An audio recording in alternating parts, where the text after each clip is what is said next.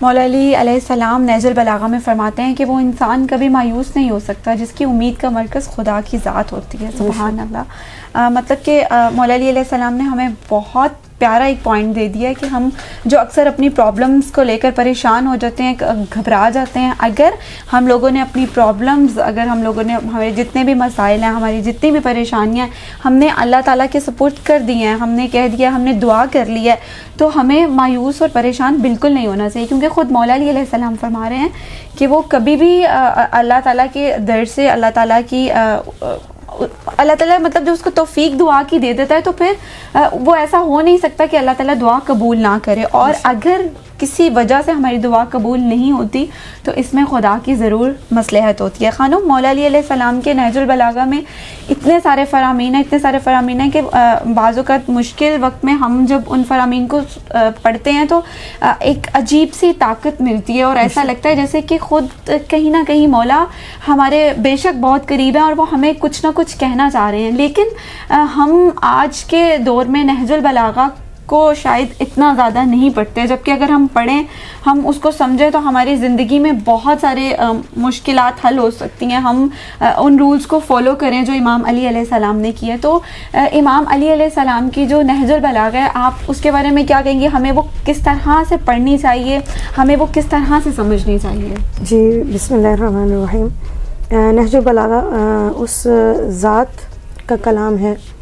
کہ جس کی پرورش اس ہستی نے کی ہے کہ وما ینطق عن الہویٰ ان ہوا الا وحی یوحیٰ. اور اس ہستی نے اس ہستی کے بارے میں یہ فرمایا ہے کہ انا مدینۃ العلم وعلی بابھا. اور علماء اور فقہاء اس کتاب کے اس کلام کے بارے میں یہ کہتے ہیں کہ یہ فوق کلام المخلوق, ایک مخلوق کے کلام سے بالا تر ہے, و تحت کلام الخالق, اور خدا کے کلام سے پائن تر ہے.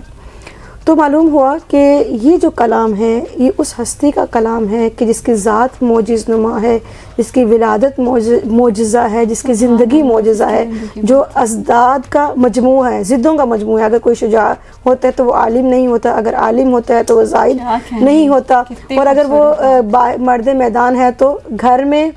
اس کی وہ حیثیت نہیں ہوتی. لیکن ہم امیر المومنین علیہ السلام کی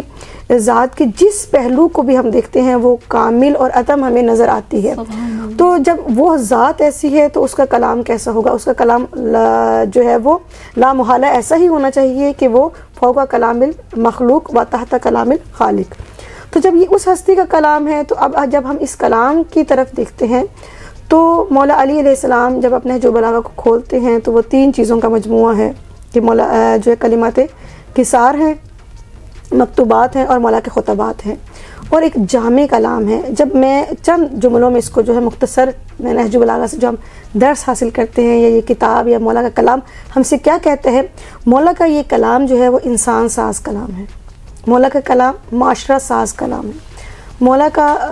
جو کلام ہے وہ زن ساز خاتون کی تربیت کرنے والا کلام ہے, مولا کا کلام جو ہے وہ طفل ساز بچوں کی تربیت کرنے کا کلام ہے. مولا کا کلام معاشرہ ساز اس لیے ہے کہ جب ہم دیکھتے ہیں کہ مولا علی علیہ السلام نے اپنے مکتوبات میں, اپنے فرابین میں, اپنے خطبات میں حکومت کرنے کی, گھرداری کرنے کی, بچوں کی تربیت کرنے کی, وصیت کرنے کی, زہد کی, تقوی کی, عدل کی, عدالت کی, ہر جہت سے مولا نے گفتگو فرمائی ہے. ایسی چیز نہیں ہے جو بلکہ مولا علی علیہ السلام کے اپنے فرمان دہینے لشکر کو جو دیے گئے, جو ان کو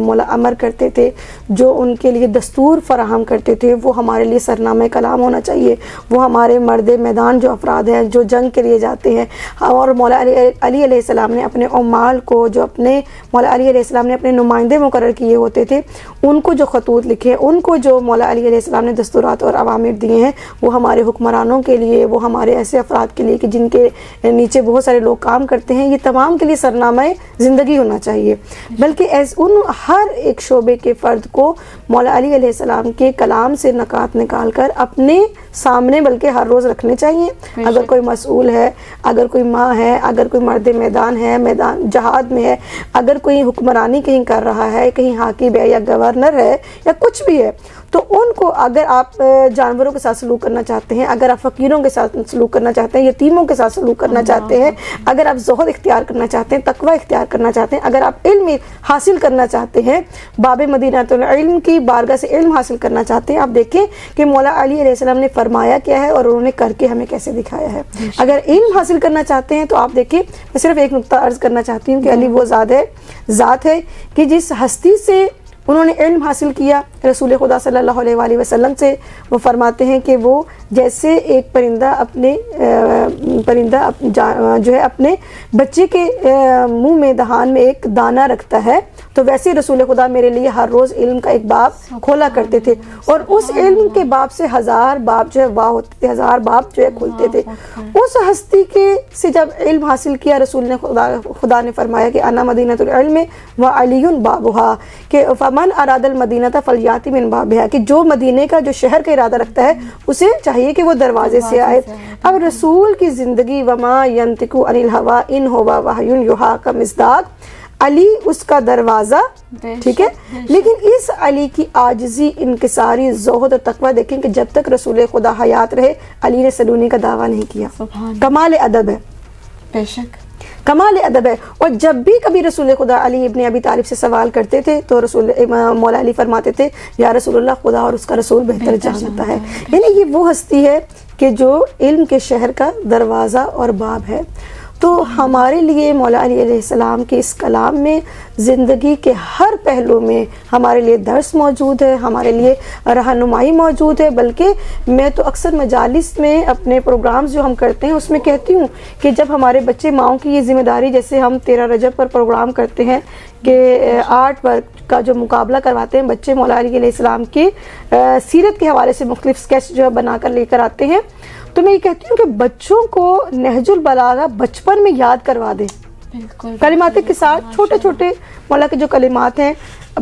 ماں جب بچے کو لوری سناتی ہے تو وہ اس کو مثلا مختلف چیزیں دکھانے کی بجائے اس کو لوری میں وہ علی ابن ابی طالب میرے مولا امیر کائنات یعصوب الدین کے اس کلام کو جو ہے وہ لوری کے طور پر سنائے۔ ایک چھوٹا سا کلمہ جو ہے اگر اس کو یاد کروا دے، لوری کے طور پر سنائے، وہ اس کے کان میں جائے گا، وہ اس کو سنے گا، وہ اس کو اپنی زندگی میں لاگو کرنے کی کوشش کرے گا۔ اگر ہم اس کو اپنی زندگیوں میں لاگو کر لیتے ہیں، اپنے اجرا کر لیتے ہیں، تو ہمارا معاشرہ جو ہے وہ مہدوی معاشرہ بھی ہو جائے گا، ہمارا معاشرہ علوی معاشرہ بھی ہو جائے گا، ہمارا معاشرہ قرآنی معاشرہ بھی ہو جائے گا، اور ہمارا معاشرہ جو ہے ایسا معاشرہ ہو جائے گا کہ جس کی اساس اور بنیاد جو ہے عدل کے اوپر ہوگی۔ بالکل بالکل ماشاءاللہ، اور بالکل ٹھیک ہے خانم نے، ہم لوگ باقی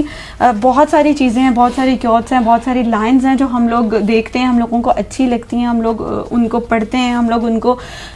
سمجھتے ہیں۔ تو اگر ہم امام علی علیہ السلام کے بہت ساری جتنے بھی انہوں نے نہج البلاغہ میں جو بھی فرمایا، اگر ہم ان کو پڑھیں، نہ صرف پڑھیں بلکہ سمجھیں اور ان کو اپنی لائف میں شامل کرنے کی کوشش کریں، تو ہماری زندگی یقیناً بدل سکتی ہے۔ اور